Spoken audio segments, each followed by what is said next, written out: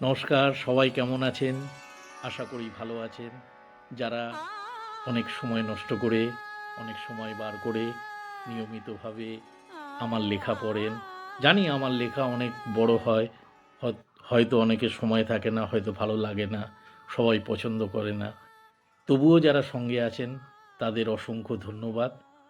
আজকের কিছু কথা বলবো, অবশ্যই শুনবেন। আজকে ঘর নিয়ে বলবো। আমরা সবাই ঘরে বাস করি, সেই ঘর নিয়ে দু চারটে কথা বলবো। শুরু করি দেরি না করে। ঘর, ইট কাঠ আর পাথরের স্তূপকে আমরা ঘর বলে ভুল করি। আসলে ঘর তৈরি হয় নিঃশ্বাসের উষ্ণতায়, অভিমান মেশানো নীরবতায়, আর সেই ভালোবাসায়, যে ভালোবাসা দেওয়াল মানে না, ছাদ মানে না, যার ঠিকানা কেবল হৃদয়ের ভেতর। ভালোবাসা যখন দিগন্ত ছাড়িয়ে যায়, তখন সে আর ব্যক্তিগত থাকে না। সে ছুঁয়ে ফেলে অচেনা বহু মানুষের অনুভূতির প্রান্তর। কারো চোখে জল হয়ে ঝরে, কারো বুকের ভেতর নীরব দীর্ঘশ্বাস হয়ে জমে থাকে। এমন ভালোবাসাও আছে যারা পূর্ণতা দাবি করে না, যারা জানে সব গল্পের শেষ হয় না, সব ঘরের ছাদ থাকে না।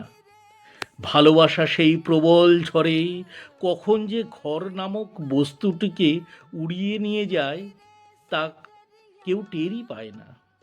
দেওয়াল ভাঙে না শব্দে, ভাঙে নিঃশব্দে, স্মৃতির চাপে, না বলা কথার ভারে। ভালোবাসা তখন এক উন্মুক্ত বিহঙ্গ, সে উড়ে চলে আকাশ জুড়ে, ডানায় বেঁধে নিয়ে যায় অগণিত আবেগপ্রবণ হৃদয়। কারো আশ্রয় হয় উড়ান, কারো নিঃশব্দতার কারণ। ভালোবাসা এক উন্মাদনা, যার যুক্তি নেই, পরিমাপ নেই। ভালোবাসা এক মাদকতা, যার নেশায় পড়ে হৃদয় বারবার, জেনেও এই নেশা ঘর ভেঙে দিতে পারে। তবু সে আবার ফিরতে চায় সেই আগুনের কাছে। আর শেষে পড়ে থাকে একটা উড়ে যাওয়া ঘর, যার ইট পাথর নাই, কিন্তু স্মৃতি আছে, ভালোবাসা আছে, আর আছে অসীম আকাশের দিকে চেয়ে থাকা একটা হৃদয়। এতক্ষণ যে শুনলেন ঘর নিয়ে আমার লেখা, এবার সেই লেখার বিষয়বস্তুর উপর ভিত্তি করে ঘর নামক যে কবিতাটা আমি লিখেছি সেই কবিতাটা এবার বলবো। কারণ আগে প্রেক্ষাপটটা বলে নিলাম, এখন শুরু করি। ঘর, কবিতা। ঘর, তোমার কণ্ঠের ভেতরেই ছিল আমার ঘর। রাগ, অনুরাগ, ক্ষুধা, ঘুম একসঙ্গে কুঁকড়ে থাকতো। অভ্যাসের ছেলেমেয়েরা দৌড়ঝাঁপ করত সারা দিন, আর আমি নিশ্চিন্তে তোমার শ্বাসের ভরে ভুলে যেতাম পৃথিবী।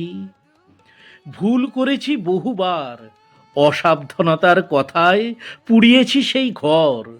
অযথা নীরবতায় খসিয়েছি দেওয়াল, হাঁটার তাড়ায় আর ফেরার গরজে ছিঁড়ে গেছে অনেক জানালা।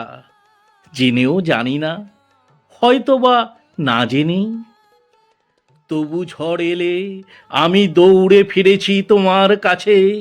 বৃষ্টির উন্মাদনায়, রোদের তীক্ষ্ণতায় আবার আশ্রয় পেয়েছি তোমার পাশে।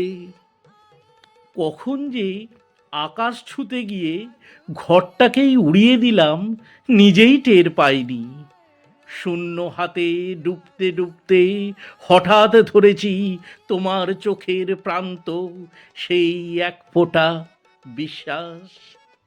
তারপর সব শান্ত, শব্দ শুয়ে পড়ে, অভিমান ঘুমোয়।